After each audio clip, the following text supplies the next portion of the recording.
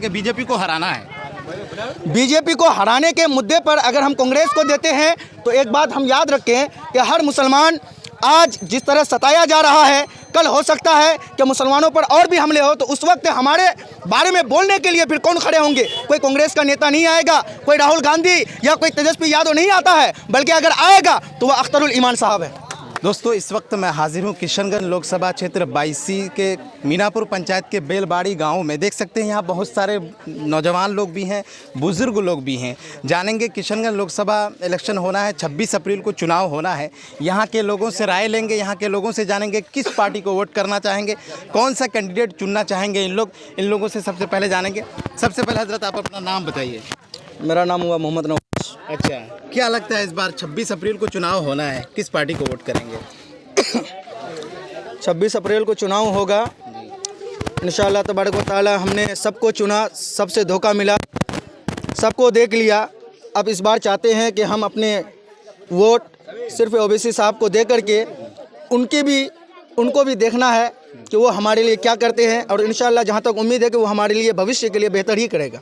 अच्छा, क्या और भी पार्टी है? 70 साल से आप लोग कांग्रेस को वोट दे करके आए हैं, इस बार भी तो देना चाहिए, क्यों बदलाव करना चाह रहे हैं? कांग्रेस जहाँ तक आज कहते हैं कि ओवैसी साहब बीजेपी का बी टीम है, फला टीम है, लेकिन मैं जहाँ तक देखता हूँ तो आज अगर देखा जाए तो कोई बीजेपी का बी टीम ओवैसी साहब नहीं, बल्कि कांग्रेस ही बीजेपी का बी टीम नज़र आ रहा है। इसलिए कि हमेशा हिंदू मुस्लिम करा करके मुस्लिम का वोट बीजेपी से डरा करके कांग्रेस ने लिया, और हर मुसलमान ने बीजेपी से डर के कांग्रेस को वोट दिया। लेकिन आज तक कांग्रेस ने किसी मुसलमान के बारे में नहीं सोचा। यूपी में जाकर के मुख्तार अंसारी को देख लीजिए, आप कहीं भी देख लीजिए, जुनैद को मारा गया, वहाँ का मुद्दा को देख लीजिए। आज तक कोई नेता कहीं जाकर के नहीं बोला, लेकिन हर मुसीबत ज़दा के यहाँ गया है तो सिर्फ हमारा ओवैसी साहब है। किशनगंज लोकसभा क्षेत्र के कुछ लोग बोल रहे हैं कि हम लोग कांग्रेस को ही देंगे ताकि बीजेपी को हराना है। बीजेपी को हराने के मुद्दे पर अगर हम कांग्रेस को देते हैं तो एक बात हम याद रखें कि हर मुसलमान आज जिस तरह सताया जा रहा है, कल हो सकता है कि मुसलमानों पर और भी हमले हो, तो उस वक्त हमारे बारे में बोलने के लिए फिर कौन खड़े होंगे? कोई कांग्रेस का नेता नहीं आएगा, कोई राहुल गांधी या कोई तेजस्वी यादव नहीं आता है, बल्कि अगर आएगा तो वह अख्तरुल ईमान साहब है। अच्छा, बीजेपी से भी कैंडिडेट मास्टर मुजाहिद साहब है, क्या उसको वोट देना पसंद नहीं करेंगे? वो भी विकास पुरुष आदमी है। विकास पुरुष आदमी है, विकास पुरुष आदमी है, पर आज तक मास्टर मुजाहिद साहब हो, डॉक्टर जावेद साहब हो, आज तक इन लोगों को सिर पे रोड में चलते हुए देखे हैं। आज तक किसी गरीबों के यहाँ हमने नहीं देखा। अगर गरीबों के यहाँ देखा है तो सिर्फ ओवैसी साहब की पार्टी है, इसके अलावा मेरी नज़र में कोई नहीं जमता। उन लोग कहते हैं कि हम लोग काम कर रहे हैं, काम करने बिजी हैं, इसी वजह से गांव समाज में नहीं जा पाते हैं। अगर आपको काम ही देखना है तो फिर इलेक्शन क्यों लड़ते हैं? आप अपना काम देखिए, फिर जनता के बारे में क्यों सोचते हैं? आप जनता के बारे में घर में बैठ करके सोचने से नहीं होता, बल्कि जनता के पास बैठ करके उसका सलूशन निकालना पड़ता है।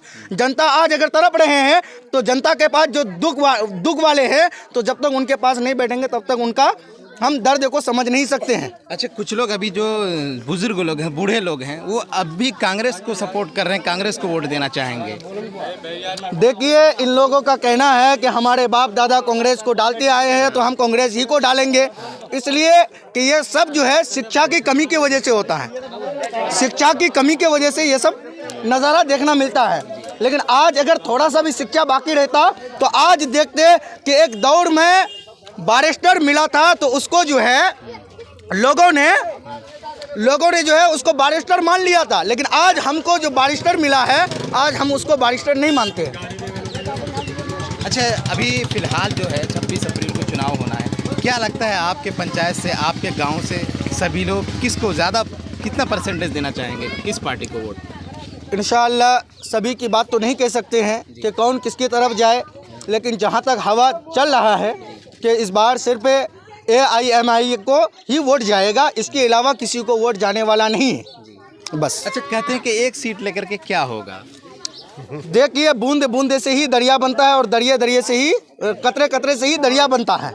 अगर आज एक है तो कल हो सकता है कि दो हो जाए, अगर कल दो हो तो परसों हो सकता है कि तीन हो जाए। एक से बड़ा दो, दो से बड़ा तीन हो सकता है, बस एकता ज़रूरी है। हर मुसलमान को एकता ज़रूरी है। अगर रिश्वत खा करके किसी पार्टी से पैसा लेकर के हम उसका सपोर्ट करेंगे तो फिर वैसा काम नहीं चलने वाला। इसलिए कि अब ये वो मैदान है कि जहाँ हर मुसलमान को एक प्लेटफॉर्म पे आना पड़ेगा। यहाँ तक के लोग क्या करते हैं कि कोई सुन्नी, वहाबी, देवबंदी, ये अलग अलग मत हो भाई। मेरा एक ही गुजारिश है कि अब आप लोग अलग मत होइए, इसलिए कि हिंदुस्तान में अगर कोई भी अटैक करता है तो सुन्नी वहाबी के तहत नहीं करता है, बल्कि एक ही चीज़ को टारगेट बनाता है कि ये मुसलमान है, ये मुसलमान बना करके टारगेट करता है। तो सुन्नी वहाबी मत देखो, बल्कि मुसलमान हो, एक ही नबी का कलमा पढ़ने वाले हो, तो सब एक प्लेटफॉर्म पे आओ और अपना वोट, अपना पार्टी खुद चुनो।